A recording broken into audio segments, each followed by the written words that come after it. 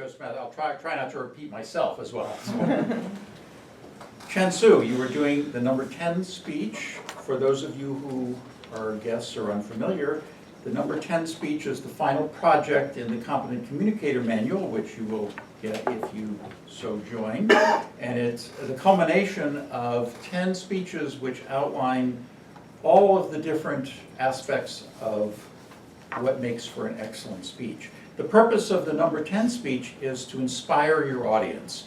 The Chansu was challenged to inspire us to be better personally, emotionally, professionally, or spiritually, relying heavily on an emotional appeal and appeal to our better motives.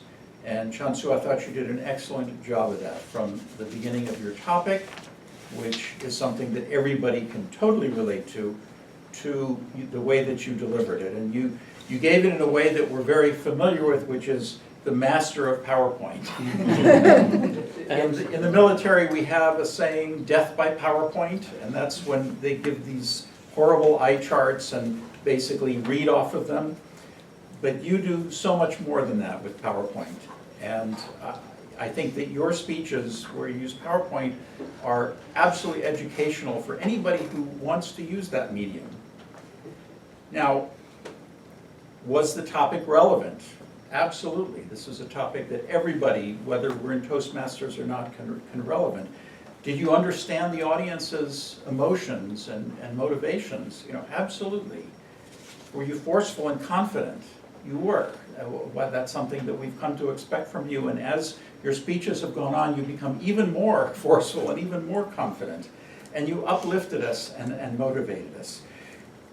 What I took from it was that you were inspiring us to change, and specifically to change by focusing on this certain loss, and you talked about the difference between gain versus loss, and I thought that was something that's very educational for those of us who are struggling to do changes. I fortunately don't have to quit smoking, but there are lots of other things that I would like to quit, so this was very helpful to me. So that example of why it's so difficult to quit smoking was an excellent one. I liked your mind map of your life. Again, that was an eye chart, but you didn't use it like a death by PowerPoint type of thing. And I liked the little bit of humor where you had the Korean text and then translated it into English text and then just extracted a piece of it and then identified the Toastmasters element of it. Again, something that absolutely connected it and related to the audience. Overall, your eye contact was excellent, with one little exception, and this is something that I tend to be prone to, is that as a lecturer, there's this professor eyes where you kind of go like this. And I know this very well because I do it myself and am prone to that. So there were a couple of those. They'll show up on the video. Another suggestion that I have is that when you did a great job of explaining the loss versus gain in an abstract way, and the smoking example was sort of good.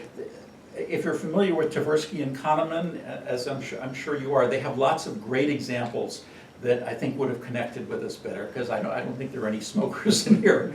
So that might have been a slightly better example to use to connect to people. And finally, at the end, I would have liked to have heard a recap, because you were trying to inspire us in a particular way. It was a nice ending, except to recap the message that you want us to take forward. I think that would have made it an absolutely outstanding speech. But overall, as a number 10 speech, it met all of the expectations, it met all of my expectations, and I certainly wish you all the best and give you congratulations. Thank you.